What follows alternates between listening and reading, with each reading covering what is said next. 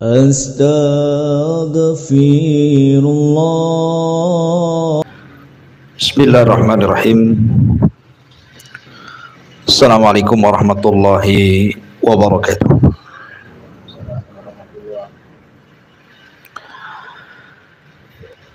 Alhamdulillah wassalatu wassalamu ala Rasulillah wa ala alihi wa sahbihi wa mawalah wa la hawla wa la quwata illa billahi wa ba'du.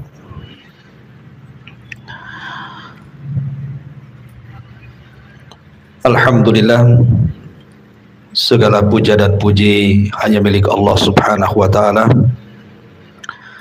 Salawat dan salam kita hadiahkan kepada Rasul kita Nabi besar Muhammad sallallahu alaihi wasallam. Kita lanjutkan kajian di malam hari ini, masih membahas tafsir singkat dari surah-surah pendek dalam juz Amma, dan kita masuk pada surah Ad-Duha. Surah Ad-Duha ini turun setelah suratul Fajr. Secara tertib dia masuk pada surat yang ke-93 dengan jumlah ayat 11, kemudian jumlah kalimat 40 dan jumlah huruf 164 huruf. Dan surah Ad-Duha ini surah Makkiyah, termasuk surat yang turun di awal-awal dakwah Nabi sallallahu alaihi wa ala alihi wasallam. Adapun sebab turun surah Ad-Duha ini disebutkan di dalam sejarah. Para pembesar Quraisy ini sebenarnya mereka secara hati membenarkan ajaran Nabi sallallahu alaihi wasallam dan Al-Qur'an yang diturunkan. Bahkan sebagian pembesar mereka, sebagaimana dijelaskan oleh Ibnu Hisham, seorang pakar sejarah. Jadi kalau malam hari di permulaan dakwah Nabi sallallahu alaihi wasallam, para pembesar Quraisy di antaranya Abi Sufyan, kemudian Abu Jahal dan juga Akhnas Ibn Shuraik, kalau di malam hari mereka selalu bersembunyi satu dengan yang lainnya, tidak ada koordinasi. Jadi mereka datang sendiri-sendiri, ingin mendengarkan apa yang dibaca Nabi sallallahu alaihi wasallam dalam salat malam Nabi. Jadi ketika Nabi sallallahu alaihi wasallam membaca Al-Qur'an dalam salat itu, 3 orang pembesar Quraisy ini mendengarkan, tapi satu dengan yang lainnya tidak tahu. Apabila Nabi sallallahu alaihi wasallam sudah selesai salat, maka mereka pun bubar, tiba-tiba berjumpa di tengah jalan. Jadi satu dengan yang lainnya mengetahui bahwa mereka sedang mendengarkan sembunyi-sembunyi bacaan Rasul dalam salatnya. Akhirnya kemudian satu di antara mereka saling mencela. Kemudian yang lainnya mengatakan, la ta'udu falau ra'akum ba'du sufahaikum la auqa'tum fi nafsihi syai'an. Sebaiknya ini terakhir kali kita mendengarkan bacaan yang dibaca Muhammad itu. Sebab kalau seandainya orang-orang jahil tahu apa yang kita lakukan, dikhawatirkan kemudian ada perasaan mereka kepada Nabi sallallahu alaihi wasallam. Artinya sudahlah sampai di sini jangan ulang. Tetapi bacaan Al-Qur'an itu bukan bacaan biasa. Quran itu menarik orang, masalahnya. Sekali dengar pasti orang tertarik. Apalagi Al-Quran itu berbahasa Arab. Dan mereka para pembesar itu juga berbahasa Arab. Apalagi di zaman itu memang sedang gencar-gencarnya syair-syair yang dilantunkan orang-orang Arab, sehingga mereka makin penasaran kok berbeda yang dibaca Rasul dengan syair-syair yang diucapkan para pujangga. Sehingga kemudian mereka sepakat untuk tidak datang, malam berikutnya mereka datang. Terus seperti itu. Dan setiap jumpa mereka mengatakan ini yang terakhir kali. Menunjukkan bahwa Al-Quran itu sebenarnya sudah masuk di dada-dada Abi Sufyan, Abu Jahal dan Akhnas ibn Syurek ini. Sehingga suatu waktu Akhnas ibn Syurek ini memanggil Abu Jahal, ngomong empat mata. Kemudian mengatakan, wahai Abu Jahal, kata Akhnas ibn Syurek kepada Abu Jahal, aku ingin bicara empat mata denganmu. Bagaimana pendapatmu tentang Muhammad itu? Bagaimana pendapatmu tentang Muhammad itu? Apakah dia dusta dengan ajaran yang dibawanya ataukah benar?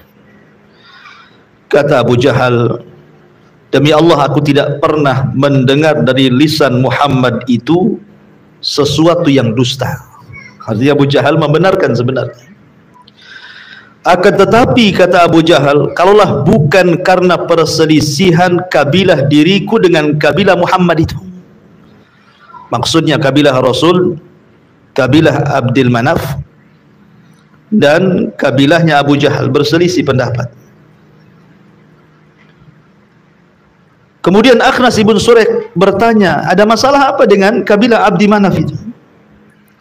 Maka Abu Jahal mengatakan, sesungguhnya kami bersaing dengan kabilah Muhammad itu untuk mendapatkan hati orang-orang Quraisy itu. Apabila mereka memberi makan haji, kami pun sama. Apabila mereka menghormati fuqara wal masakin, kami pun sama. Sehingga kami dengan kabilah Bani Abdul Manaf itu setara di tengah-tengah orang Quraisy. Tiba-tiba kemudian dari kabilah itu mengatakan, lana nabiyyun walastum binabi. Kami punya nabi dan kalian tidak punya nabi. Kami harus ngomong apa? Tidak mungkin kami angkat dan katakan kami juga punya nabi. Sejak itulah maka permusuhan Abu Jahal dikarenakan sombong dan hasad, sehingga menolak hidayah Allah Subhanahu wa taala. Kembali ke kisah bahwa Nabi SAW sepanjang di Mekah dan Madinah tidak pernah meninggalkan qiyamul lail. Semenjak turun surah ya ayyuhal muzammil qumil laila illa qalila, maka sejak itu Rasul tidak pernah meninggalkan qiyamul lail kecuali 2 malam. Ketika di Mekah Nabi SAW tidak solat 2 malam karena Nabi SAW sedang sakit. Akhirnya Nabi SAW tidak solat 2 malam itulah menjadikan sebuah isu yang dikembangkan untuk menghalang-halangi dakwah Nabi SAW. Datanglah seorang wanita jahat dari wanita-wanita Quraisy, namanya Arwa bintu Harbin, kunyahnya Ummu Jamil, istri daripada Abu Lahab. Arwa bintu Harbin itu yang Allah Subhanahu wa taala katakan hammalatul hatab, suka membawa kayu bakar kemana-mana untuk mengompori orang memusuhi Nabi. Jadi Arwa bintu Harbin ini datang kepada Nabi SAW setelah mengetahui bahwa 2 malam Rasul tidak salat dan tidak membaca Al-Quran, seolah-olah tidak turun wahyu kepadanya yang dibacanya. Maka Arwa bintu Harbin mengatakan, ya Muhammad, inni la arju an yakuna syaitanu qad tarakaka walam arahu qaribaka mundu lailataini aw thalathatin. Kata wanita ini kepada Nabi SAW, wahai Muhammad, sesungguhnya saya mengharap, sesungguhnya setanmu sudah meninggalkan dirimu. Jadi Arwa menganggap Jibril itu sebagai syaitan. Sesungguhnya setanmu yang setiap hari datang memberikan wahyu kepadamu sudah meninggalkan dirimu. dan saya tidak melihat syaitan mendekati dirimu sejak 2 malam atau 3 malam ini. Maka ucapan Arwah bintu Harbin ini menyebar. Apabila kemudian Nabi SAW 2 malam atau 3 malam tidak salat, kemudian wanita ini mengatakan, aina syaitanuk, di mana syaitanmu? Jangan-jangan Tuhanmu sudah akan memilih nabi yang itu bukan dirimu. Jangan-jangan syaitanmu akan memilih orang lain menjadi nabi bukan kamu, gitu maksudnya. Maka dari ucapan wanita ini yang sudah menyebar, menjadikan orang makin ragu-ragu kepada Nabi SAW. Dari sinilah turun ayat wadduha wal laili idza saja, ma wadda'aka rabbuka wa ma qala. Di sini ada kata-kata ma wadda'aka rabbuka wa ma qala, dan Rabbmu tidak mungkin meninggalkan dirimu apalagi membenci dirimu. Jadi ma wadda'aka rabbuka wa ma qala, bantahan kepada wanita jahat ini yang kemudian mengatakan kepada Nabi SAW, di mana syaitanmu? Kok sudah 2 malam 3 malam tidak datang? Jangan-jangan dia berpindah kepada orang lain untuk mengganti kenabian. Maka Allah katakan ma wadda'aka rabbuka wa ma qala. Ya, asbab nuzul daripada surah Ad-Duha. Taib. Ma'asyiral muslimin yang dimuliakan Allah Subhanahu wa taala. Kita masuk pada tafsir daripada surah Ad-Duha ini. Allah Subhanahu wa taala berfirman, wad-duha, demi waktu duha, wal laili idza saja, dan demi malam apabila telah sunyi. Ma'asyiral muslimin yang dimuliakan Allah Subhanahu wa taala.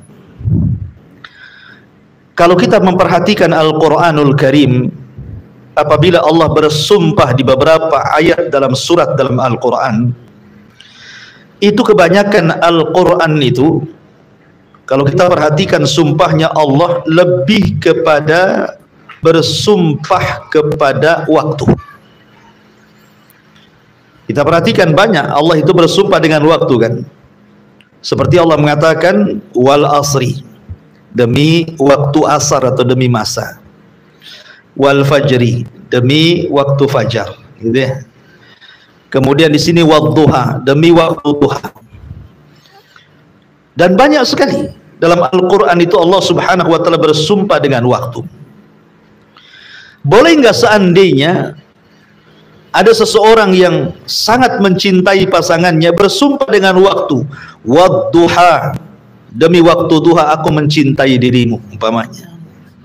Seorang bersumpah dengan sumpah yang Allah jadikan sumpah dalam Al-Quran, kita katakan kepada pasangan kita, wadduha, demi waktu duha, sungguh wahai istriku aku cinta kepadamu. Maka kita katakan tidak boleh. Tidak boleh seseorang bersumpah kepada makhluk yang Allah ciptakan. Lalu kenapa Allah Subhanahu wa taala bersumpah dengan makhluk? Maka kita katakan Allah Subhanahu wa taala bersumpah dengan makhluk itu terserah Allah. Allah mau bersumpah dengan siapa saja kan terserah Allah. Jadi Allah Subhanahu wa taala bersumpah dengan makhluk sesuai kehendaknya. Tetapi makhluk tidak boleh bersumpah dengan makhluk, karena itu sebuah kesyirikan. Makanya Nabi SAW mengatakan man halafa bi ghairillahi faqad asyrak. Barang siapa yang bersumpah kepada selain Allah, maka dia telah menyekutukan Allah. Lalu apa hikmahnya? Kenapa Allah Subhanahu wa taala bersumpah dengan makhluk? Kata para ulama tafsir mengatakan bahwa ketika Allah Subhanahu wa taala bersumpah dengan makhluknya, tidak semua makhluk Allah jadikan sumpah dalam Al-Quran. Hanya makhluk-makhluk tertentu dan pilihan Allah. Karena setiap makhluk yang Allah Subhanahu wa taala jadikan sumpah dalam Al-Quran menunjukkan bahwa makhluk itu memiliki keistimewaan di hadapan Allah Subhanahu wa taala. Makanya tidak semua makhluk dijadikan sumpah. Hanya makhluk-makhluk tertentu saja yang Allah jadikan sumpah karena punya keistimewaan di hadapan Allah Subhanahu wa taala. Nah, ketika Allah Subhanahu wa taala bersumpah dengan waktu, ya karena waktu itu memiliki keistimewaan. Karena salah satu yang akan ditanya di hadapan Allah Subhanahu wa taala sejak kita mukallaf, dibebani syariat, sampai kita wafat, yang ditanya oleh Allah Subhanahu wa taala dalam rangka pertanggungjawaban kita di dunia, di akhirat, di hadapan Allah, semua bicara waktu. Contohnya Allah Subhanahu wa taala mengatakan, la tazulu qadama 'abdin hatta yus'al an arba'. Tidak akan bergeser kaki anak Adam untuk melangkah ke dalam titian kecuali ditanya 4 perkara. Semua bicara waktu. Pertama, an umrihi, tentang umurnya, fima afnah, kemana dia habiskan. Kemudian yang kedua, wa an syababihi fima ablah, masa mudanya, kemana dia lampiaskan. Kemudian yang ketiga, wa an ilmihi fima amila fi, tentang ilmu pengetahuan sudahkah ia amalkan. Kemudian yang keempat, wa an malihi min aina iktasabahu wa fima anfaqahu, dan hartanya dari mana dia dapat, kemana dia belanjakan. Ini semua bicara waktu. Umur, waktu. Masa muda, waktu. Mencari ilmu butuh waktu. Mencari harta juga butuh waktu. Membelanjakannya juga butuh waktu. Jadi semua berkisar tentang waktu. Maka di sini Allah ketika bersumpah dengan waktu menunjukkan memang istimewa waktu di hadapan Allah. Makanya kita tahu bahwa Nabi SAW tidak pernah melepaskan hentakan nafasnya kecuali untuk beribadah kepada Allah Azza wa Jalla. Makanya kita sayang, terkadang ada orang yang menghabiskan waktunya bukan karena Allah. Contoh nih, sekarang jam 20.33. Ada orang-orang seperti antum datang ke majelis ilmu, menghabiskan waktu 1 jam atau 1 jam lebih untuk duduk di majelis ilmu di taman-taman sorga. Kita sedang duduk di taman sorga dan antum harus yakin kita sedang duduk di taman sorga ini. Tapi di jam 20.33 yang sama pada waktu ini, ada sebagian teman-teman kita yang justru sedang maksiat kan. Mereka sedang duduk di tempat-tempat diskotik, tempat-tempat maksiat. Itu semua akan dipertanggungjawabkan di hadapan Allah Azza wa Jalla. Oleh karena itulah maka Allah mengingatkan dalam Al-Quran senantiasa bersumpah dengan waktu. Lah dalam surah Ad-Duha ini Allah pilih waktu duha. Allah mengatakan wad-duha, demi waktu duha.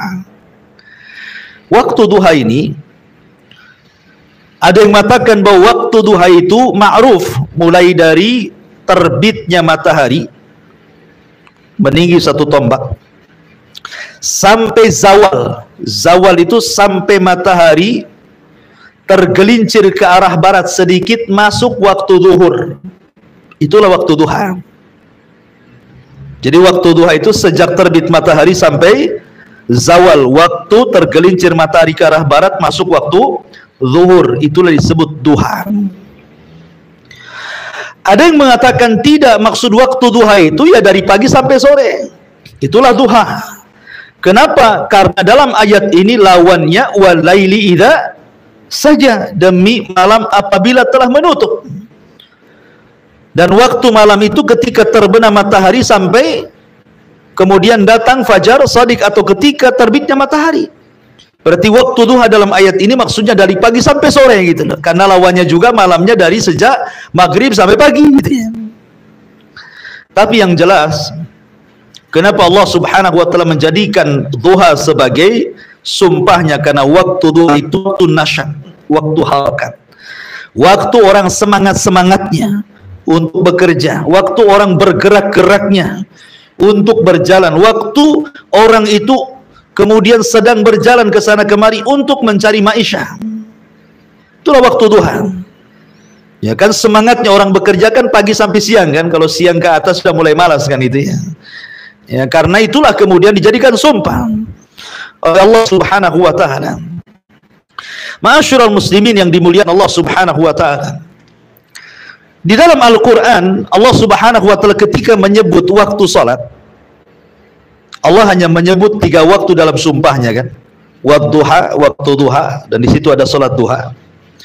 Kemudian wal asri, demi waktu asar, dan di situ ada salat asar. Kemudian wal fajri, waktu fajar, dan di situ ada salat fajar. Dan Allah tidak menyebut wal maghrib, apalagi wal isya, apalagi wal dhuhri, enggak kan? Ya, Allah tidak sebut tuh kalimat duhur, maghrib, isya. Allah hanya menyebutkan fajar, duha, asar. Kenapa? Sebagianlah mengatakan karena disitulah rahasia hidup manusia. Rahasia hidup manusia itu sejak fajar.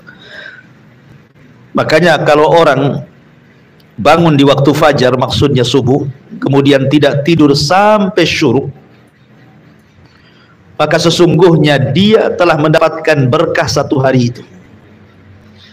Makanya Nabi SAW mengatakan, Allahumma barik li ummati fi bukriha. Ya Allah, berkahi umatku di waktu paginya. Maksud pagi di sini artinya waktu fajar sampai selesai subuh, sampai terbit matahari, itu waktu berkah. Disitulah kesempatan kita berdoa kepada Allah Subhanahu wa Ta'ala sebelum melangkahkan kaki setelah terbit matahari untuk bekerja. Minta kepada Allah agar mendapatkan rizki yang halal, mendapatkan rizki yang baik, mendapatkan rizki yang banyak, mendapatkan rizki yang berkah, supaya ketika melangkahkan kaki setelah terbit matahari sampai waktu asar, maka Allah Subhanahu wa Ta'ala akan berkahi kehidupan kita selama siang itu. Maka itu rahasia hidup manusia di situ. Ya. Dari sini Al-Imam Ibnul Qayyim mengatakan, siapa yang tukang tidur setelah subuh sampai terbit matahari, maka tidak akan diberkahi keluarganya, tidak akan diberkahi pekerjaannya, dan tidak diberkahi keluarganya dan juga usahanya. Hilang berkahnya. Ya. Ma'asyiral muslimin yang dimuliakan Allah Azza wa Jalla, bicara tentang duha, karena waktu duha itu ada solat yang sangat istimewa, dan itu seagung-agungnya solat sunnah di siang hari. Jadi solat sunnah yang agung setelah solat wajib di siang hari itu solat duha. Apa alasannya? Satu, karena solat duha itu dianggap sedekah, mewakili sedekah seluruh persendian badan kita. Kita tahu bahwa manusia itu punya berapa persendian? 360 persendian. Itu berdasarkan sabda Nabi. Dan sudah diteliti oleh pakar-pakar kesehatan. Memang jumlah persendian manusia itu sebagaimana sabda Nabi gitu ya. Jumlahnya 360 persendian dari kepala sampai kaki itu. Lah setiap hari Allah Subhanahu wa Ta'ala menuntut kita untuk memberikan sedekah dari 360 sendi itu. Tetapi kata Nabi SAW, tidak perlu kita memberikan sedekah dari 360 persendian. Cukup dengan solat duha itu mewakili semua sedekah 300 persendian, 360 sendi yang ada pada badan kita. Jadi agung sekali. Kemudian yang kedua, solat duha itu ikhwatu fiddin termasuk solatul awabin.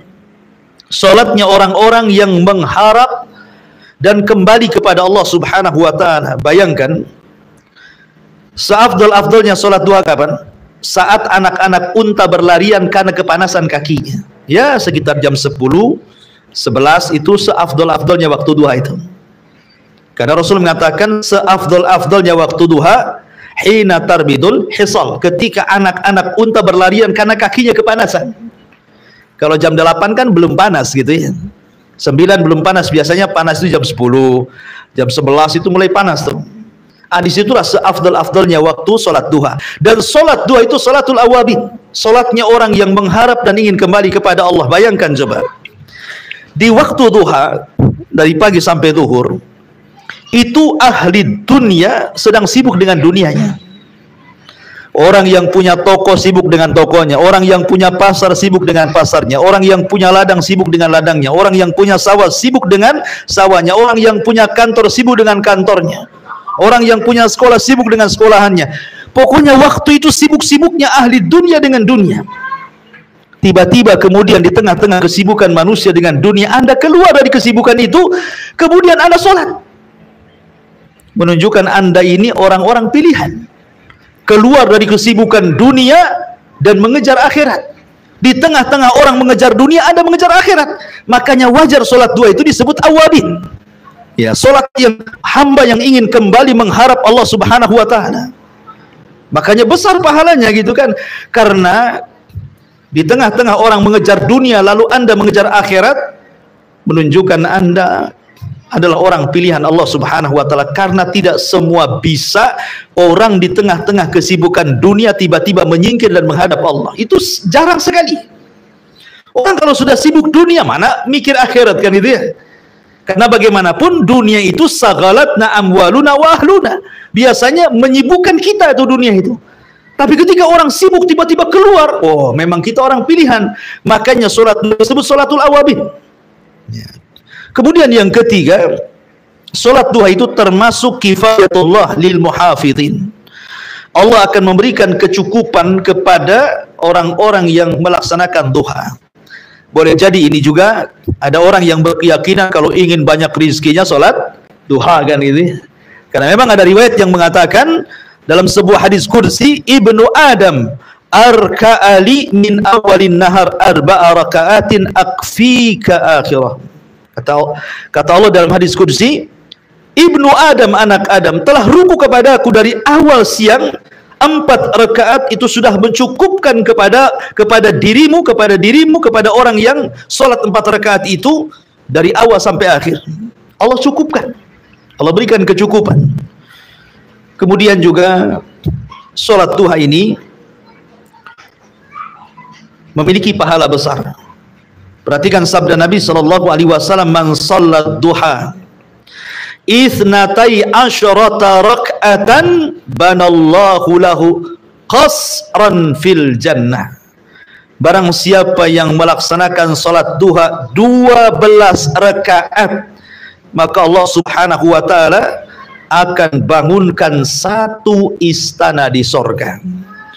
Makanya karena waktu duha ini waktu yang luar biasa, Allah jadikan sebagai sumpah. Kemudian Allah mengatakan walaili idza saja, dan demi malam apabila telah sunyi. Apa Allah Subhanahu wa taala bersumpah dengan malam? Dan tidaklah Allah bersumpah dengan malam kecuali malam ini ada keistimewaannya. Walaupun di satu waktu Allah Subhanahu wa taala meminta kepada kita untuk berlindung dari malam kan, min syarri ghasikin idza waqab kan, kita harus berlindung dari ghasik, kejahatan di malam hari ya. Tetapi malam hari juga keistimewaan luar biasa. Makanya ketika Allah Subhanahu wa taala bicara tentang ibadah di malam hari dalam surah Muzammil ayat 6 itu, inna nasyi'atal laili hiya asyaddu wat'an wa aqwamu qilah. Sesungguhnya bangun malam itu lebih kuat mengisi jiwa, dan bacaan pada waktu itu lebih berkesan kepada hati kan. Itu menunjukkan bahwa ibadah di malam hari itu lebih afdal dibandingkan di siang hari. Kenapa demikian? Satu yang tadi, karena ayat ini menunjukkan bahwa ibadah di malam hari itu memang lebih kuat mengisi jiwa. Bahkan orang yang membaca Al-Quran itu lebih berkesan. Ini yang pertama. Yang kedua, karena ibadah di malam hari itu jauh daripada riya. Mau riya sama siapa? Orang sudah tidur semua. Kan gitu ya, antum umpamanya malam-malam, sepertiga malam, jam 2:30 atau jam 2 antum ke masjid, mana ada orang di masjid kan itu. Cuman masalahnya kalau antum ke masjid dicurigai antum pencotak infak. Karena jarang orang ke masjid malam-malam gitu ya. Kalau orang dulu kan biasa ke masjid malam-malam mau ibadah. Kalau sekarang karena masjid pun dikunci, tiba-tiba antum semangat habis dengar kajian ini 2:30 antum ke masjid, mungkin sudah di senter-senter sama satpam itu, ngapain tuh kan gitu. Besoknya dicek kotak infaknya ada enggak gitu, isinya ada enggak gitu. Tapi kalau kita perhatikan di malam hari kan orang sudah tidur semuanya, sehingga ikhlas itu lebih dekat kepada dia dibandingkan riya. Karena wasilah untuk riya itu sedikit sekali kan. Lain kalau di siang hari kan ramai orang sudah bangun semuanya gitu. Tapi di malam hari mau riya sama siapa? Makanya ada seorang cucu Nabi Shallallahu Alaihi Wasallam atau cicit Nabi Shallallahu Alaihi Wasallam, namanya Ali ibn Husain ibn Ali ibn Abi Talib, atau dikenal dengan Zainul Abidin. Zainul Abidin, satu-satunya keturunan Husain yang hidup di Karbala. Semua turunannya Husain kan meninggal di Karbala itu. Tidak ada yang selamat. Maksudnya yang laki-laki. Karena kita tahu bahwa nasab itu dari laki-laki kan itu. Jadi semua nasab Husain semua mati di Karbala kecuali satu orang. Karena ketika itu sedang sakit dan Husain saat dibunuh itu meminta agar diselamatkan. Maka dia diselamatkan dan dialah satu-satunya cucu dari cicit dari Nabi SAW dari Husain yang hidup. Namanya Ali bin Husain bin Ali bin Abi Thalib atau dikenal dengan Zainul Abidin. Ali As-Sajjad. Zainul Abidin ini dikenal ahli sedekah, sedaqatus sir, disebut dengan sedekah sembunyi-sembunyi. Jadi kalau kita bicara tentang sedaqatus sir, Nabi SAW bersabda apa? Sedaqatus sir tudfi'u ghadab rabbi. Sedekah yang diam-diam itu bisa meredam murkanya Allah.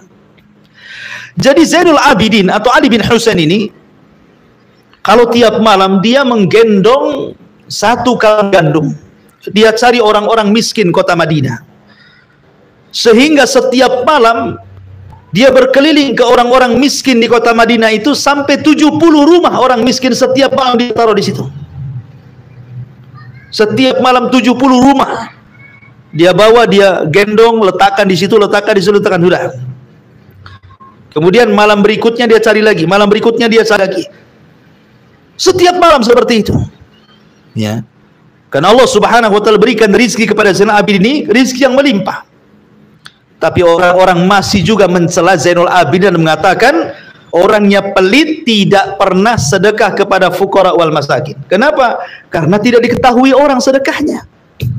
Coba kalau sekarang anak orang-orang kaya saat lebaran gitu ya, kalau ngasih ampau itu berjubel di pagar rumahnya, ngantri. Ya.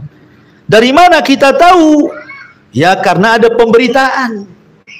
Rupanya sudah disiapkan wartawan untuk meliputkan gitu ya, supaya tahu si anu sekian sedekahnya, berapa ratus orang atau ribu orang yang berjubel di rumahnya. Ya. Tapi orang dulu berusaha untuk menyembunyikan sedekahnya. Ketahuannya bahwa yang bersedekah Zainul Abidin atau Ali bin Husain setelah wafatnya. Jadi orang dulu itu kebaikannya baru dikenang setelah wafatnya. Kalau orang sekarang kebaikannya dikenang ketika masa hidupnya, ketika wafatnya malah dibicarakan keburukannya. Ya. Jadi Zainul Abidin ini ketika meninggal dunia, orang-orang miskin yang mencelanya menyesal karena tidak ada lagi gandum yang biasa mereka dapati saat membuka pintu di depan rumahnya. Kemudian tersebar kabar orang yang memandikan jasad Zainul Abidin itu mengatakan bahwa di pundak Zainul Abidin banyak luka. Ya, karena sering menggendong gandum itu. Lihat bagaimana ibadatus sir, dan itu dilakukan di malam hari. Kenapa Zainul Abidin memilih waktu malam? Yaitu karena malam hari itu seseorang itu keikhlasannya akan mudah dibandingkan di siang hari. Maka ibadah di malam hari itu lebih ikhlas dibandingkan di siang hari. Kemudian juga ibadah di malam hari itu mazid tadabburin wa tafahmin. Ada tambahan tadabbur. Jadi orang kalau ingin menghafal Quran, membaca sesuatu, belajar gitu kan, itu lebih masuk tuh. Lebih masuk karena tidak bising seperti di sini. Di malam lebih syahdu. Kalau Allah di sini sumpah dengan malam. Taib. Kemudian Allah mengatakan ma wadda'aka rabbuka wa ma qala. Ma wadda'aka rabbuka wa ma qala. Tuhanmu tidak meninggalkan engkau wahai Muhammad dan tidak pula membencimu. Tadi sudah saya katakan sebab turunnya adalah ketika Jibril 2 malam tidak turun kepada Nabi sallallahu alaihi wasallam. Sehingga Nabi sallallahu alaihi wasallam sempit dadanya, 2 malam tidak sholat malam dan tidak membaca Al-Qur'an. Kemudian datang wanita jahat, istri daripada Abu Lahab, Hammalatul Hatab. Kemudian mengejek Nabi sallallahu alaihi wasallam dan mengatakan, "Aina syaitanuk? Di mana syaitanmu? Jangan-jangan setanmu sudah mencari orang untuk dijadikan nabi yang bukan dirimu," katanya. Maka Allah Subhanahu wa taala tahu, qad na'lamu annaka tadiku sadruka yaqulun, kami tahu sempit hatimu wahai Muhammad apa yang mereka katakan kepadamu. Makanya Allah Subhanahu wa taala hibur dan Allah turunkan ma wadda'aka rabbuka wa ma qala. Tuhanmu tidak meninggalkan dirimu dan pula tidak membencimu. Lihat. Di sini ada perbedaan antara wadda'aka dan qala. Wadda'aka di situ dimunculkan dhamir mukhatab. Ka, ada kaf di situ ya, wadda'aka. Sementara dalam kalimat qala tidak, Allah tidak mengatakan qalaka gitu ya. Qalaka harusnya kan begitu. Ya kan namanya sesuatu yang ma'tuf, sesuatu yang sifatnya diatofkan, disandarkan kepada kalimat sebelumnya, harusnya ma wadda'aka rabbuka wa ma qalaka kan gitu. Allah Subhanahu wa taala ketika mengatakan ma wadda'aka dimunculkan kata ganti mukhatab, orang yang diajak bicara, kak kamu. Allah tidak meninggalkan kamu, kamunya disebut di situ. Ya. Sementara ketika Allah Subhanahu wa taala mengatakan qala, Allah tidak mengatakan wa ma qalaka, tetapi wa ma qala. Dan Allah tidak membenci ya takdirnya kamu gitu ya, tapi tidak dimunculkan di situ. Kenapa di sini? Ya, ini kan pertanyaan. Perhatikan di sini, wadda'a itu artinya meninggalkan. Kalau seandainya Nabi SAW dia bisa, kalau seandainya 2 hari ditinggalkan malaikat Jibril tidak turun wahyu, dia bersabar walaupun hatinya sempit ya. Tetapi kalau kemudian Nabi SAW harus dibenci oleh Allah Subhanahu wa taala, maka dia tidak akan sabar. Karena benci tidak mungkin berkumpul dengan rindu. Benci itu tidak mungkin berkumpul dengan cinta. Karena kalau orang membenci seseorang, hilang gambaran kebaikan orang itu. Sebagaimana kalau orang cinta dengan orang, hilang pula gambaran kebenciannya. Nggak mungkin cinta dengan benci berjumpa. Tetapi berpisah dan berjumpa mungkin. Bisa memungkinkan, kadang berpisah, kadang berjumpa kan. Tetapi benci dengan cinta itu tidak mungkin digabungkan. Makanya Allah mengatakan ma wadda'aka. Kalau hanya sekedar meninggalkan, maka dimunculkan ka-nya. Tapi ketika qala, tidak. Maknanya di sini ma wadda'aka. Allah tidak akan meninggalkan dirimu wahai Muhammad. Di sini ada kandungan bahwa Allah akan bersama Muhammad. Meninggalkan lawannya bersama. Artinya Allah akan bersama Nabi.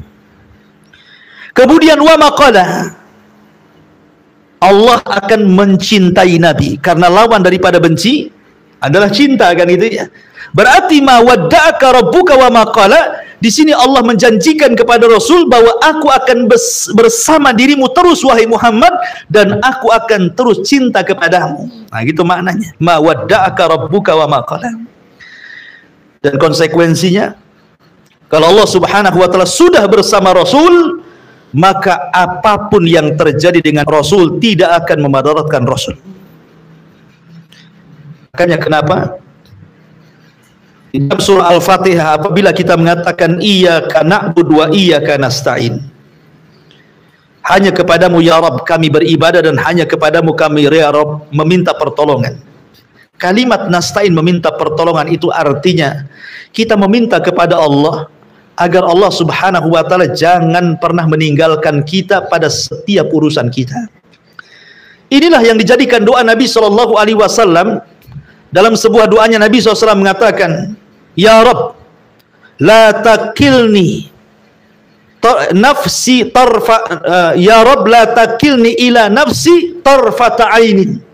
Ya Rabb, janganlah engkau bebankan diriku tanpa dirimu walaupun sekejap mata. Artinya, janganlah meninggalkan diriku wahai Rabb walaupun sekejap mata. Sebab, sering saya katakan berulang-ulang, kalau antum menghadapi sebuah masalah, dan masalah itu masalah besar, kalau Allah Subhanahu wa taala tidak ikut campur menangani masalah itu, maka selamanya tidak akan pernah ada jalan keluarnya. Tetapi sebesar apapun masalah kita, Kalau Allah ikut campur dalam urusan kita, pasti sedikit demi sedikit akan muncul jalan keluarnya. Makanya pentingnya kita melibatkan Allah, gitu maksudnya. Lah ketika Allah Subhanahu wa taala menjanjikan kepada Rasul tidak akan meninggalkan Rasul, artinya bersama Rasul, maka kebersamaan Allah dengan Nabi sallallahu alaihi wasallam, apapun yang terjadi dengan Rasul tidak merugikan dia, karena ada Allah. Kemudian yang kedua, kalimat wa maqala. Wa maqala artinya Nabi sallallahu alaihi wasallam akan senantiasa mendapatkan kecintaan dari Allah Subhanahu wa taala dan tidak ada kebencian Allah sedikit pun kepadanya. Makanya kalau Allah Subhanahu wa taala sudah bersama seorang hamba dan Allah mencintai hamba itu, maka hamba itu sangat beruntung sekali. Ketika kita mencintai Allah, ketika kita mencintai Nabi sallallahu alaihi wasallam dan ingin terus mengikuti bersama Nabi sallallahu alaihi wasallam, maka Allah akan bersama kita dan mencintai kita. Makanya disinilah ada ibadah yang paling penting yang terkait dengan Nabi sallallahu alaihi wasallam. Ibadah itu apa? Ibadah sholawat. Ya. Kita disuruh untuk bersolawat kepada Nabi sallallahu alaihi wasallam, karena satu kali solawat dengan Nabi sallallahu alaihi wasallam, Allah cinta dengan kita. Balasannya berapa? 10 kali lipat salawat kita. Kalau kita bersolawat kepada Nabi satu kali, Allah cinta dengan kita karena kita mencintai Nabi. Ya. Termasuk juga syarat Allah mencintai kita adalah kita mengikuti jalan Nabi sallallahu alaihi wasallam. Qul in kuntum tuhibbunallaha fattabi'uni yuhibbukumullah. Katakan ya Muhammad kepada umatmu, kalau kalian cinta dengan Allah, ikuti aku, nanti Allah mencintai kamu. Ya. Ma'asyiral muslimin yang dimuliakan Allah Subhanahu wa taala, ma wadda'aka rabbuka wa ma qala. Kemudian Allah mengatakan walal akhiratu khairul laka minal ula. Dan sungguh yang kemudian itu lebih baik bagimu dari yang permulaan. Yang kemudian lebih baik daripada permulaan. Ada dua penafsiran para ulama.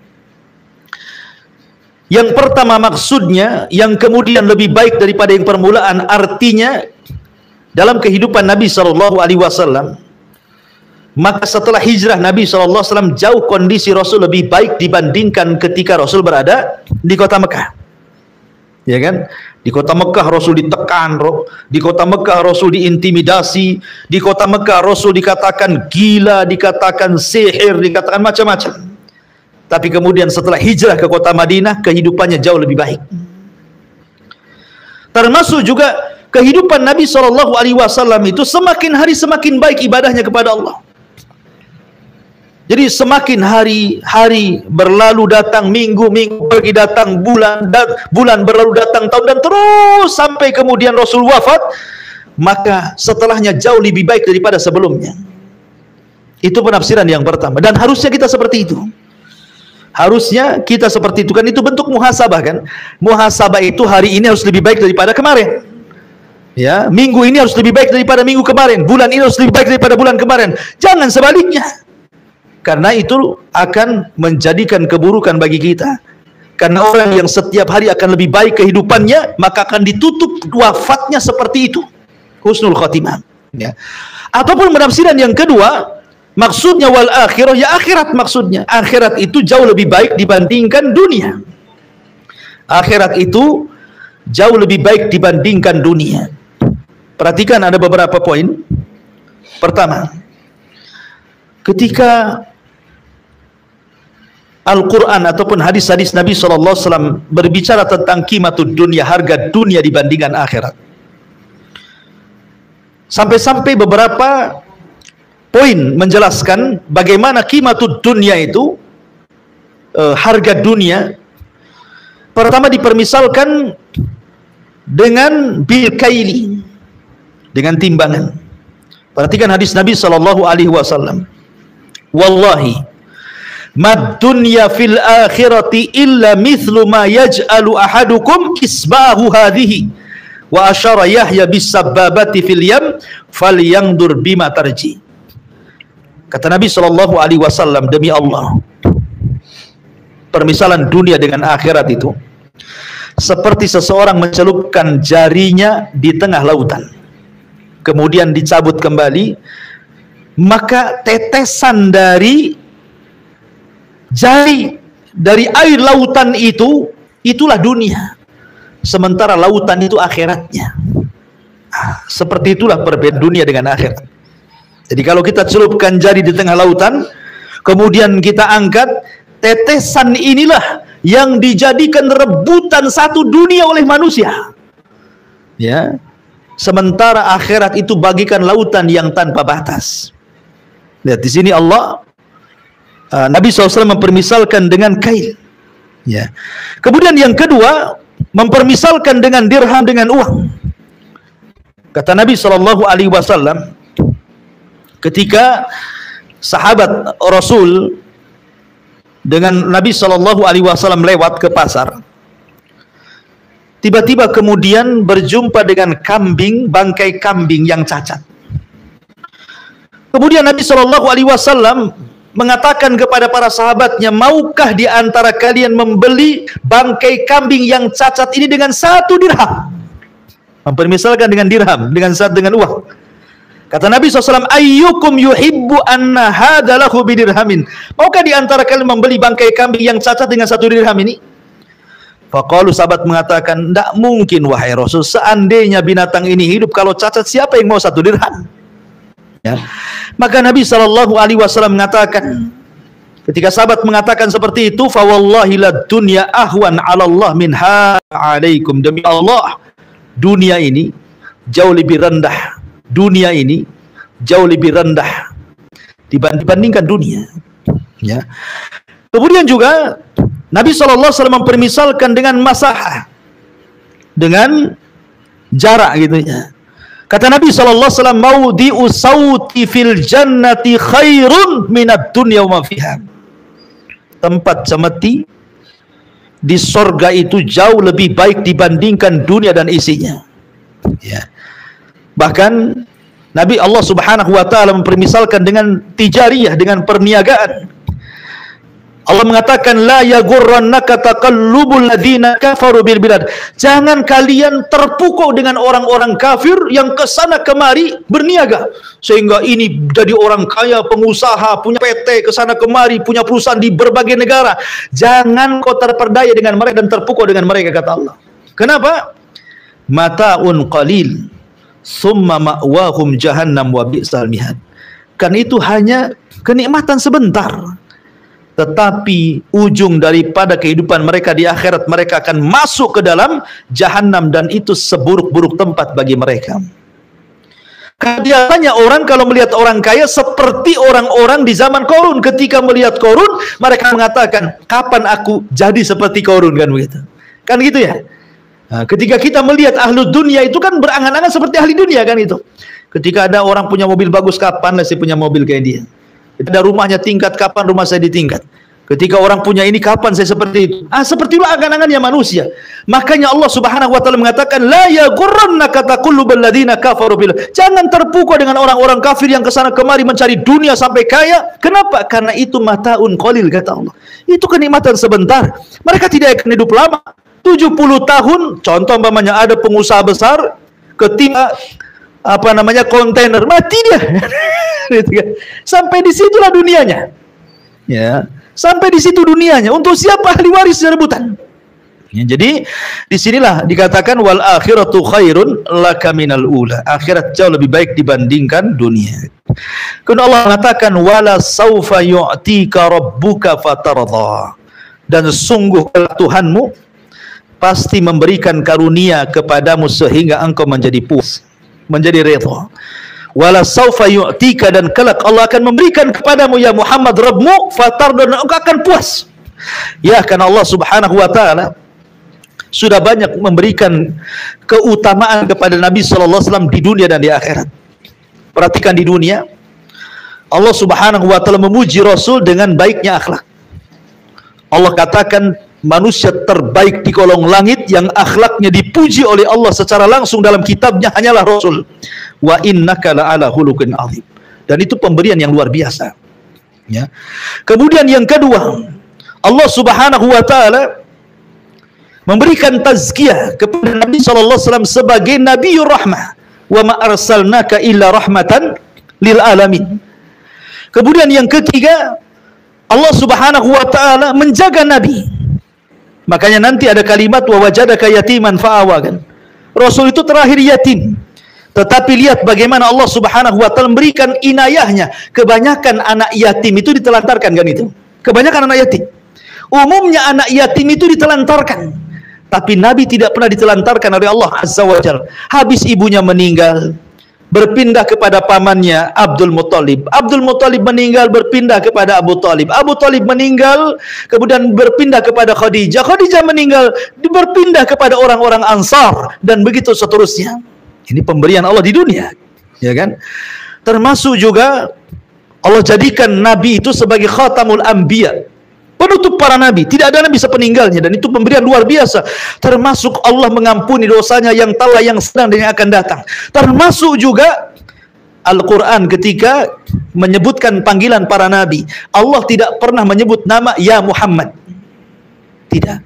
Tetapi nabi-nabi yang lain dipanggil namanya, ya Adam uskun anta wa zaujukal jannah, ya Nuh, ya Ibrahim, ya Musa, ya Isa. Tapi Allah memanggil ya ayyuhan nabi, tidak pernah dipanggil namanya. Dan itu pemberian Allah yang luar biasa. Termasuk di dalamnya Allah Subhanahu wa taala memberikan kemuliaan kepada Rasul, sehingga ada beberapa kekhususan bagi Rasul yang tidak diberi kepada para nabi yang lainnya. Seperti diberikan rasa takut musuh perjalanan 1 bulan sebelum tentara Rasul datang gitu ya. Atau tanah di bumi boleh dijadikan sujud, sementara agama-agama yang sebelumnya tidak boleh. Kita ibadah di mana saja, harus tempat ibadah.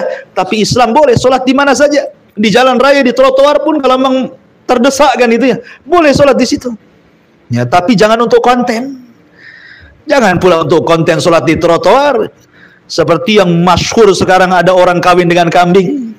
Kan itu ya, lagi masyhur itu, kawin dengan kambing, ada penghulunya, ada saksinya, ada kuahnya, ada maharnya. Setelah diadili MUI katanya konten, tapi kan ini penghinaan, tidak boleh.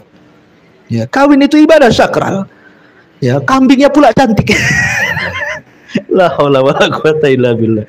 Ini gara-gara ada media medsos ini, gara-gara konten orang berani menghina agama. Betapa banyak orang yang menghina Islam, menghina Nabi gara-gara konten. Naudzubillah. Hanya gara-gara pundi-pundi rupiah nggak seberapa jadi YouTuber, dosanya banyak di hadapan Allah Subhanahu wa taala. Adapun di akhirat sudah jelas. Wala saufa yu'tika rabbuka fatarda. Engkau akan diberikan macam-macam dan engkau akan puas. Bagaimana tidak Nabi diberikan maqamam mahmudah, kedudukan yang sangat terpuji, yang tinggi pada hari kiamat, berupa apa? Syafaatul uzma, syafaat besar. Semua nabi tidak bisa memberikan syafaat, Nabi pula mampu memberikan syafaat. Allah izinkan memberikan syafaat kepada semua manusia, bukan kepada umatnya saja. Ya. Kemudian Nabi SAW orang yang pertama kali diizinkan meniti titian siratal mustaqim. Dialah yang pertama kali meniti titian siratal mustaqim. Bahkan Nabi SAW orang yang pertama kali bangun saat tiupan trompet sangkakala yang kedua pada hari kebangkitan. Dialah yang pertama kali bangkit. Ya. Bahkan Nabi SAW akan menjadi pemimpin orang-orang awal, bahkan pemimpin para nabi dan para rasul pada hari kiamat. Termasuk Nabi SAW orang yang pertama kali membuka pintu sorga, dan dia pula orang yang pertama kali masuk ke dalam sorga. Bahkan umatnya 2/3 sorga. Ya. Artinya bahwa ini Allah Subhanahu wa taala janjikan wala saufa yu'tika, dan kelak Allah akan memberikan kepadamu rabbuka, Rabbmu, fatardo, dan akan puas dirimu dengan pemberian Allah. Ya. Kemudian Allah Subhanahu wa taala baru setelah itu mengingatkan kepada Nabi SAW atas pemberian yang banyak itu. Rasul diingatkan oleh Allah, alam yajidka yatiman fa'awa. Bukankah Allah mendapatimu sebagai anak yatim, lalu dia melindungimu, wahai Muhammad? Ingat sejarahmu. Ya, jas merah bahasanya ya. Jangan lupakan sejarah gitu ya. Harus ingat dengan sejarah. Ingat di masa kecilmu, wahai Muhammad. Ketika Nabi SAW dalam kandungan ibundanya Aminah, kemudian safar bersama ayahnya Abdullah ingin berniaga ke Syam, kemudian mampir di kota Madinah. Tapi Allah takdirkan ayahnya Abdullah terkena penyakit humma Yathrib, wabah Yathrib, demam Yathrib, mengakibatkan kematian ayahanda Rasul Abdullah karena demam itu. Ya, semacam wabah. Sementara Nabi SAW masih dalam kandungan ibundanya Aminah. Maka Nabi SAW kemudian terlahir yatim, bahkan seyatim-yatimnya anak yatim adalah ketika lahir dan ayahnya meninggal dalam kandungan. Itulah Nabi seyatim-yatimnya anak yatim. Kemudian setelah Nabi SAW lahir, maka yang menyusui setelah Aminah adalah siapa? Thuwaibah. Karena ketika itu Thuwaibah sedang punya anak namanya Masruh. Thuwaibah itu budaknya Abu Lahab. Dia baru melahirkan dan punya anak namanya Masruh, sehingga kalau ibu punya anak bayi kan keluar susunya. Maka Nabi SAW karena memang kondisi susu ibundanya kurang baik, maka disusukan kepada Thuwaibah. Ketika tahu Rasul suka dan mau menyusu kepada Thuwaibah, Abu Lahab ketika itu sangat bahagia. Karena bahagianya dengan kelahiran Rasul dan budaknya kemudian mau menyusui, Rasul mau bersusu kepada Thuwaibah, maka sebagai imbalannya Abu Lahab memerdekakan budaknya Thuwaibah ini. Abu Lahab bahagia karena Abu Lahab tidak tahu bahwa nanti dia akan jadi nabi kan, itu permusuhannya kan setelah jadi nabi. Justru di awal-awal Abu Lahab itu suka dengan Nabi. Buktinya karena budaknya diminum susunya oleh Rasul, langsung dimerdekakan tuh Thuwaibah itu.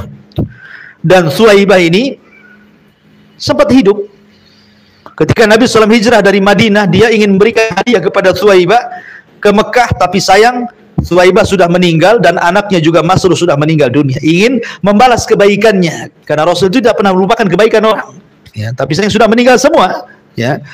Maka karena tahun itu dikenal Bani Bakar Hawazin itu terjadi paceklik hebat, Bani Sa'diyah, sehingga datanglah 10 wanita dari Bani Bakar Hawazin dari kabilah Sa'diyah itu mencari bayi-bayi susuan dari orang-orang kaya yang ada di kota dengan imbalan, dengan sebuah imbalan.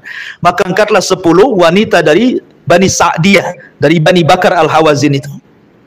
Berangkat 10 wanita. Salah satu dari 10 wanita itu adalah Halimah Sa'diyah. Ya.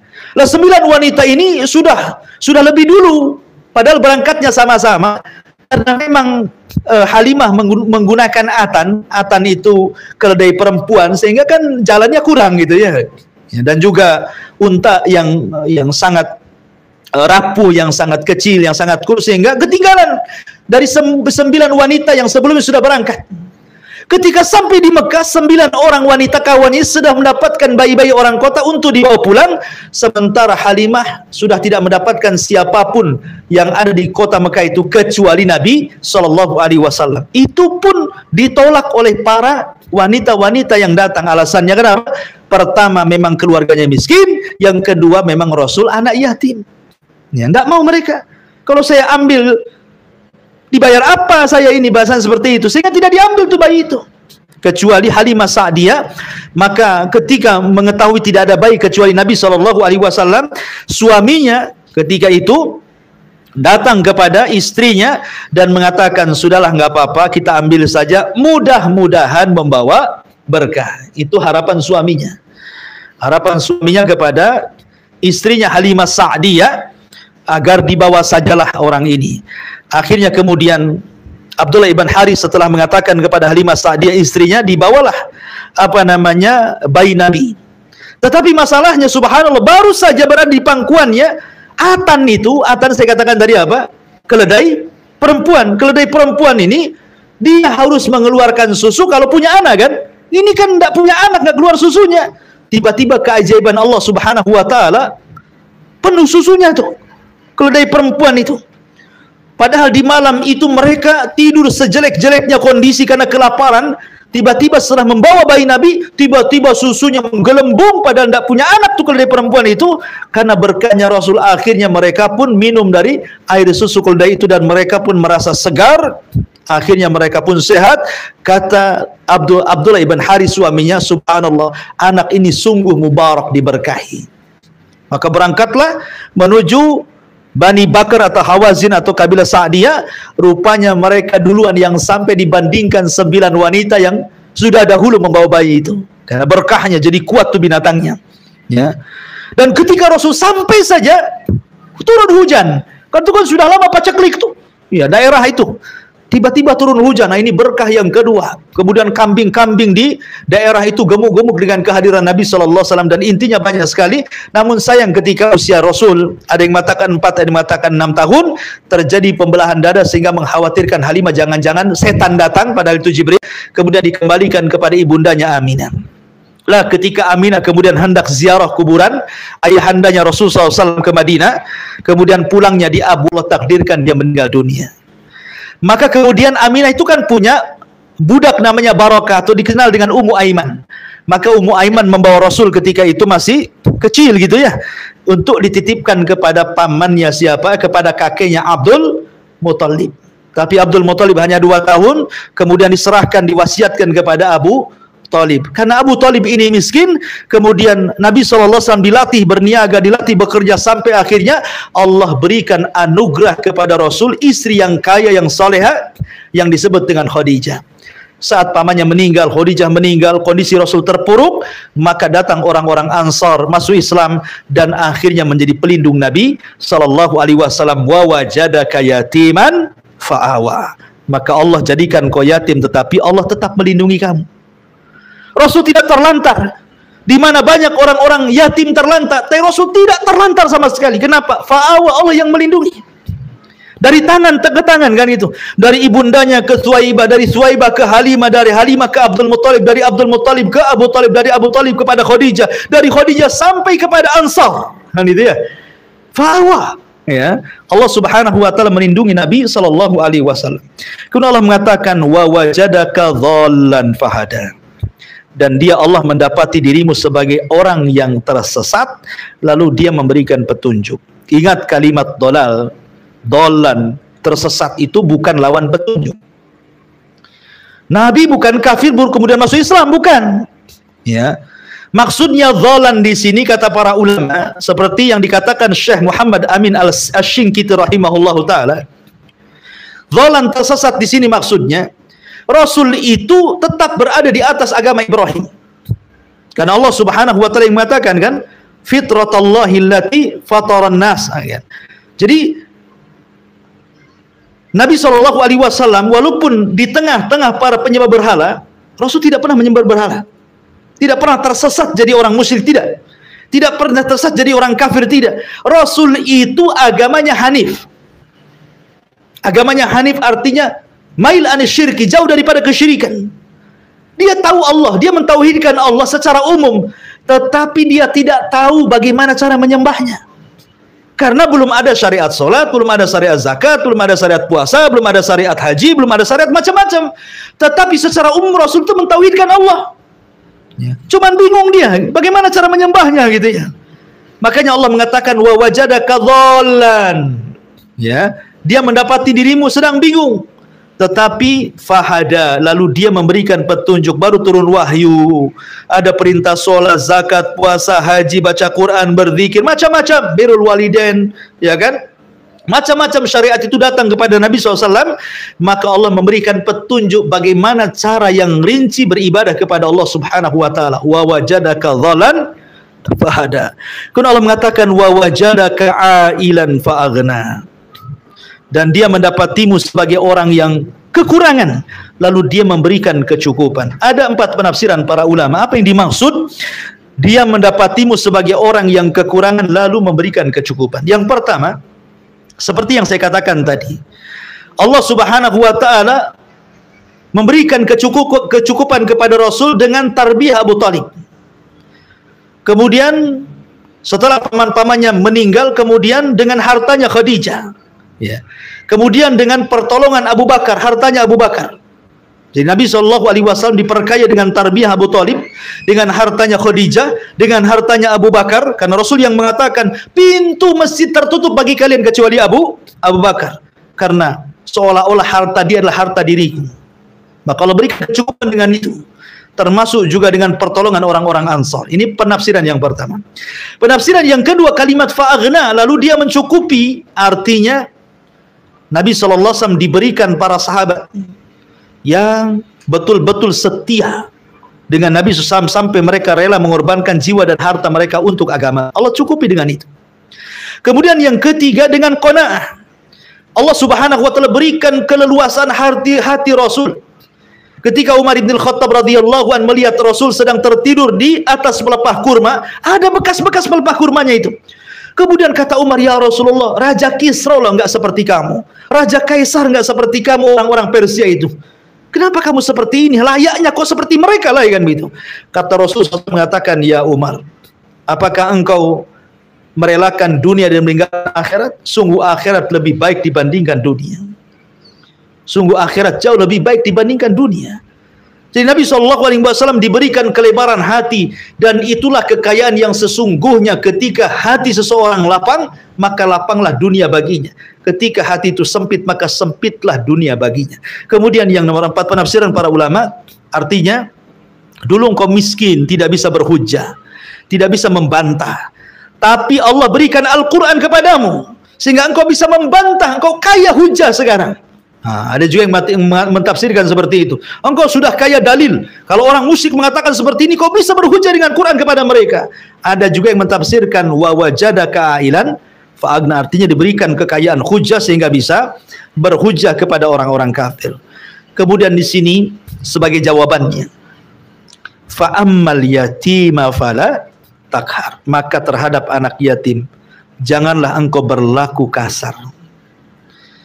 Seolah-olah Allah mengatakan begini, ya Muhammad, dulu engkau pernah yatim, kemudian aku merawatmu dengan cara seperti itu, berpindah-pindah tangan sampai kepada orang-orang Ansor melindungi. Maka sebagai imbalannya kepadaku, kalau engkau dapati anak yatim karena engkau juga pernah yatim dan aku rawat, ingat, kau pernah yatim, jangan membentak mereka. Karena begini, ikhwan, anak yatim itu sudah tidak punya sandaran lagi. Kalau binatang dikatakan yatim kalau meninggal ibunya. Lihat kucing, kalau sudah menikah, ayahnya mana peduli dengan anaknya, yang membesarkan ibunya, kan begitu ya. Sehingga ketika ibu kucing itu mati, maka anaknya yatim. Itu kalau binatang dikatakan yatim itu kalau ibunya mati. Tapi kalau manusia berbeda, dikatakan yatim kalau ayahnya meninggal. Anak yatim ini, kalau ayahnya meninggal yang merupakan orang yang bertanggung jawab memberikan perhatian, tiba-tiba lingkungannya tidak ada yang memperhatikan dia, maka dia akan menaruh dendam kepada banyak manusia. Dia akan jadi jahat, anak yatim itu. Ya, makanya kenapa ada saya kok anak yatim ini kok gini ya. Saya kan ada orang tua mengatakan anak ini punya sih anak angkat anak yatim, tapi nakalnya luar biasa, kan itu ya. Itu ujian luar biasa. Makanya ketika anak yatim ini kemudian hilang bapaknya, kemudian masyarakat setempat menggantikan posisi ayahnya, menyayangi anak yatim ini, mengusap rambutnya, kemudian mengkafilnya, maka anak yatim ini akan lembut. Dan nanti kalau dia sudah dewasa, maka dia akan berlaku hal yang sama kepada anak-anak yatim. Tapi kalau masyarakat tempatan itu tidak sayang dengan anak yatim, ya, sama sekali tidak peduli dengan anak yatim, maka anak yatim ini besar dan akan menjadi dendam bagi masyarakatnya. Makanya di sini ditarbiyah oleh Allah Subhanahu wa taala, fa ammal yatima fala taqhar. Maka terhadap anak-anak yatim jangan kau berlaku sewenang-wenang, wahai Muhammad. Ma'asyiral muslimin yang dimuliakan Allah Subhanahu wa taala, perlu dipahami ya, kenapa Allah Subhanahu wa taala dan apa hikmahnya Allah Subhanahu wa taala memilih nabinya dari anak yatim. Kenapa Rasul dipilih menjadi nabi dan Rasul dan menjadi akhir bagi seluruh para nabi dan Rasul, dan kondisinya yatim? Apa hikmahnya gitu ya? Allah memilih Rasul dari kalangan anak yatim, bukan dari kalangan orang-orang yang tidak yatim. Yang pertama, kata para ulama, supaya nabi kelak dia tidak bersandar kepada manusia kecuali kepada Allah. Sebab seorang anak kalau ada bapaknya pasti bersandar kepada orang tuanya, bersandar kepada ayahnya. Ketika Rasul tidak punya ayah, maka sejak itu dia sudah bersandar kepada Allah. Dihilangkan persandaran dia kepada makhluk dan hanya bersandar kepada Allah Subhanahu wa taala. Kemudian yang kedua, kebanyakan orang Kalau anak yatim itu biasanya aibnya tidak tertutup. Aibnya tidak tertutup, akan muncul aibnya anak yatim itu. Ya, karena memang dia yatim. Terkadang ada keluhan-keluhan dari ibunya terhadap ayahnya, sehingga aibnya muncul di tengah-tengah masyarakat. Maka dengan cara itulah Allah Subhanahu wa taala ingin mengatakan kepada Nabi SAW, engkau dulu yatim, nasib baik aku akan merawatmu, aku yang merawatmu sampai kau jadi Nabi dan Rasul.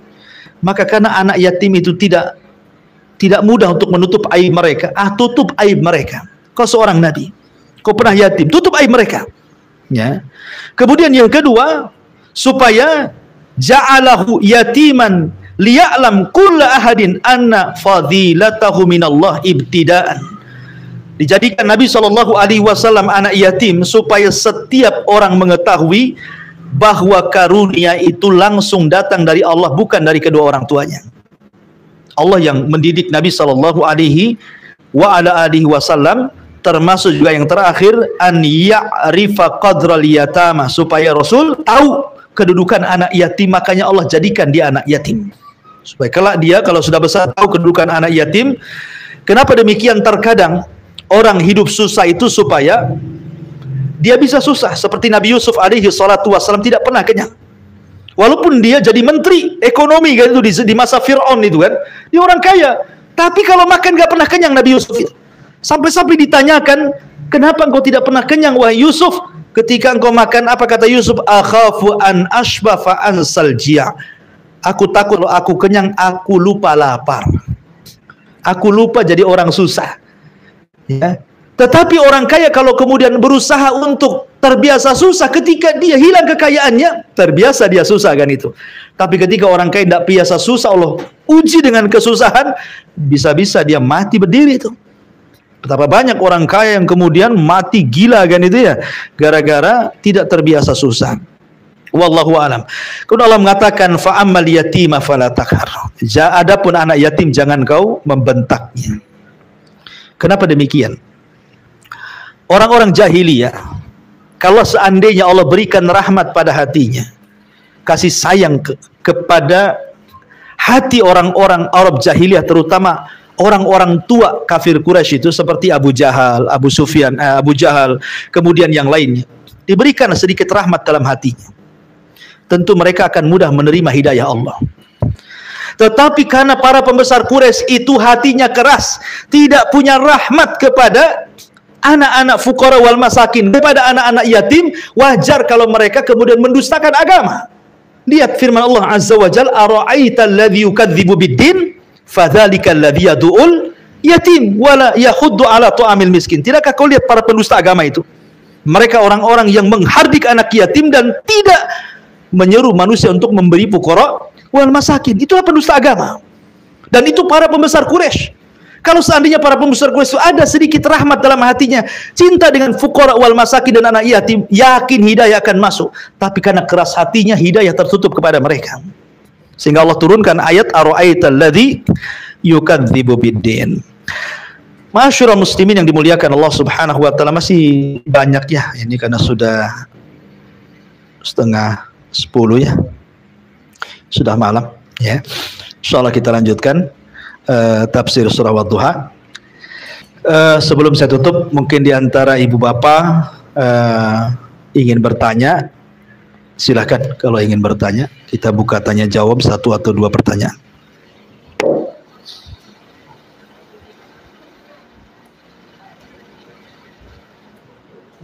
Ya, silakan. Jam 10, tapi di tempat kerja daripada sholat duha jam 7 atau jam 8 tapi di rumah.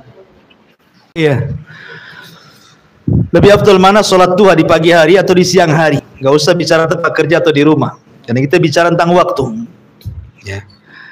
Sholat duha itu boleh dikerjakan di awal waktu.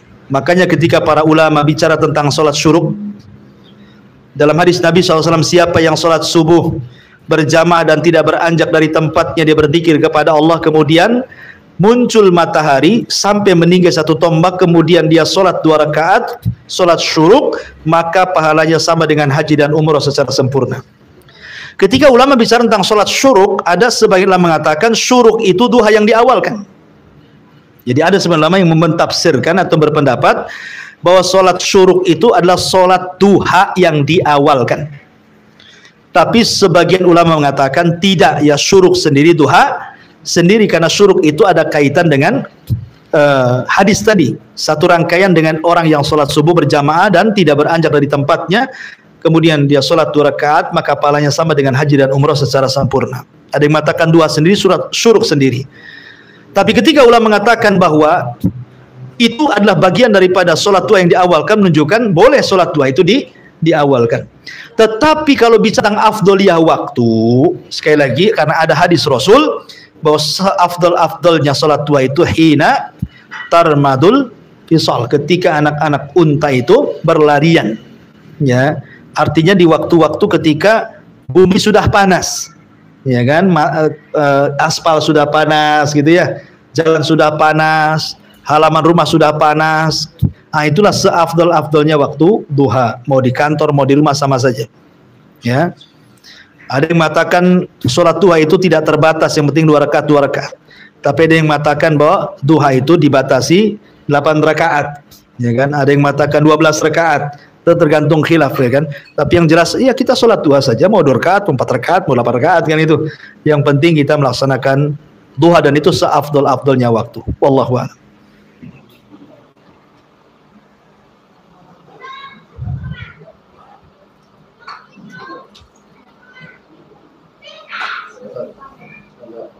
Tadi kan sholat duha 12 rakaat akan dibawakan istana. Kalau sholat sudah wajib 12 rakaat. Bukan, itu duha. Itu duha. Kalau tidak sholat sunnah wajib. Lain lagi, ada lagi. Ya beda. Ya, itu keutamaan duha sendiri, karena banyak amalan-amalan yang menjadikan Allah akan bangunkan istana di sorga. Seperti orang membaca qul huwallahu 10 kali dalam sehari semalam, dibangunkan istana di sorga. Orang yang bangun masjid akan dibangunkan istana di sorga. Orang yang menjaga sholat sunnah rawatib akan dibangunkan istana di sorga. Orang yang menjaga sholat duha akan dibangunkan. Itu banyak. Dan itu keistimewaan sebagai bentuk basyir, ya, kabar gembira. Karena kita ini kan perlu wa'id wal wa'du. Dalam agama ini kan ada ancaman, ada janji, gitu ya, supaya tidak jomplang. Jangan ditakut-takuti nanti akhirnya orang ngedown gitu ya. Jangan pula tidak diberikan harapan, akhirnya malas. Makanya ada al-khauf wal khub wal roja, itu penting dalam ibadah supaya tidak jomplang, ya. Wallahu a'lam. Ya, cukup karena dibatasi 2. Subhanakallahumma bihamdika asyhadu an la ilaha illa anta astaghfiruka wa atubu ilaik. Allahu ta'ala alam. Assalamualaikum warahmatullahi wabarakatuh.